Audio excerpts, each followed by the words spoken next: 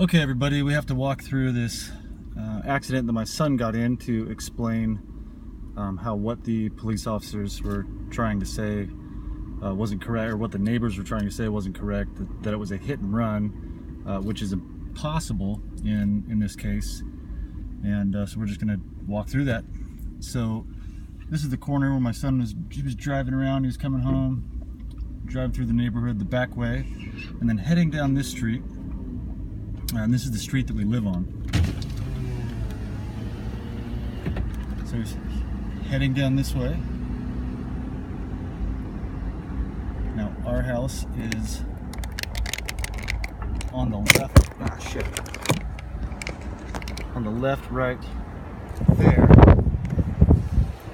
And somehow he missed and went right where this black Dodge truck is, and went in between that pole, struck a Toyota Camry. It was sitting on the far left here. There was some kind of SUV in the middle, and that van right there. The Camry hit the SUV, hit that van. And we're going to loop back around, and then we're going to explain how it would have been impossible for him to run. His car ended up right about right here. So we'll go ahead and turn around.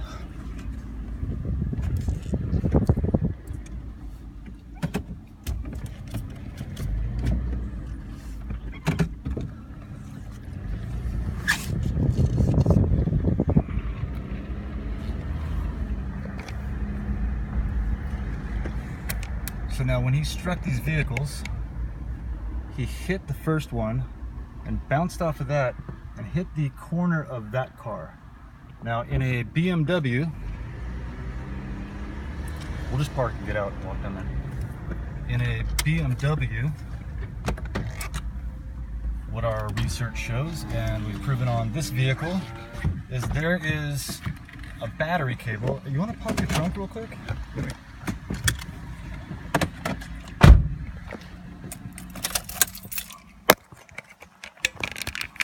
Sorry about the camera here, folks. I'm just kind of doing this on the fly. Now in a BMW, when the airbags deploy, there's a cable in the trunk on the positive cable to the battery. Right here, this battery cable has a fuse in it somewhere in here that as soon as those airbags deploy, it pops a fuse, rendering the vehicle useless. Cuts the engine. It cuts the engine, and it gives no more power to the engine. Cuts the engine. So that tells us, huh?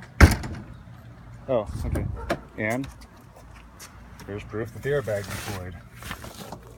Now, when the police officer, you notice this is cut?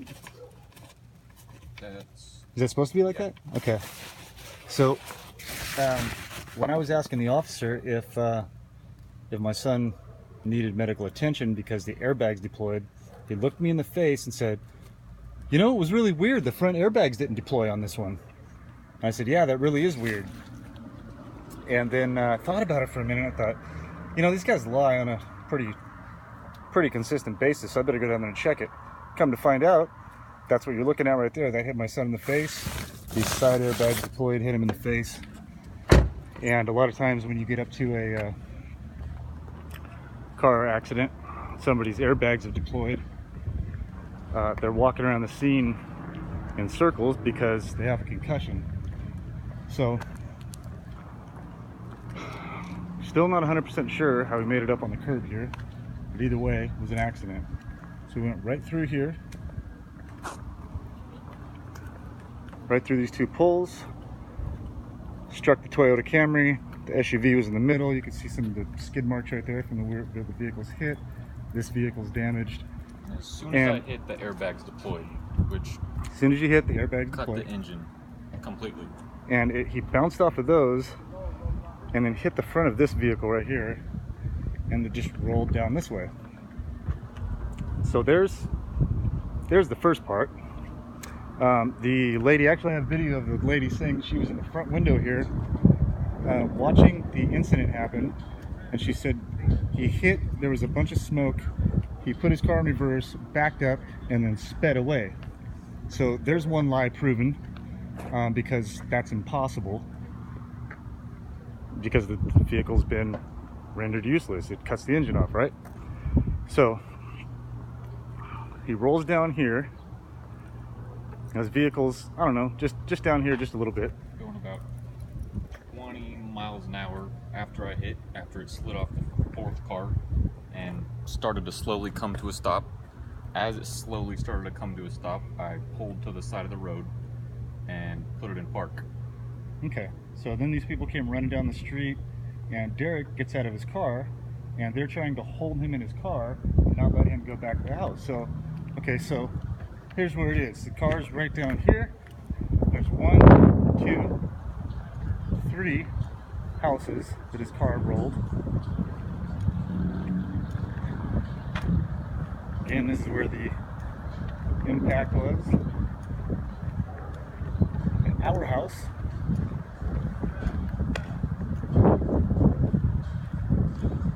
is right there where the BMW is. So since he'd gotten an accident and he had no cell phone, all he did is walk down here, again after the airbags hit him in the face, most likely knocked him out, because I did check his pulse, checked his vitals, and it looked like he possibly had a concussion. So he walked down here, knocked on the door. I answered the door. He said, "Dad, I was just in a car wreck." I came out, and the neighbors come out, and they're standing right here in my front yard, which I need to sweep up, and started explaining to us that that he just got in an accident, and they're asking me why he ran away, and they're trying to escalate the situation. And I was trying to be as helpful as possible in this situation, because, I mean, if he's responsible for an accident, these people are my neighbors. I want to do the best I can to facilitate the whole thing and make sure everybody makes it through this okay. But then they started blaming stuff on us that he didn't do. Said he ran up here and took something out of his pocket, and then started telling the officer that he ran from the scene. So maybe I should go ahead and post that video also. So as you see, our house, site of the impact right there. We walked from there to the front door to let me know. We walked directly back out here and waited for the police to show up. And the whole time the neighbor lady said she was in the front yard, saw the impact happen, saw him put it in reverse and drive away. So basically she's lying to create evidence that does not exist for him to get in trouble. And now these people down here have been stalking and harassing me for over 3.5 years. So what's going to make them change from doing that to the day that he gets in an accident? Why would they quit harassing us and lying about a legal situation that could be handled peacefully? Exactly. Like lying normal. about that situation like normal people would do. But instead they try to create drama and lies to worsen the situation for me. Exactly.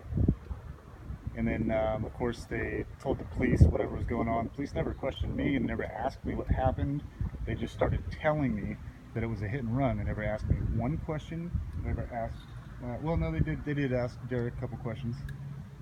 But we called our attorney, and the attorney advised us not to speak with the police just because of the way that they operate. So he did what the attorney told him to do, and they arrested him for hit and run. And what else? Criminal damage? Yes. So, and we've got that on video. This is one of the recent videos that we posted. They arrested him for hit and run and criminal damage.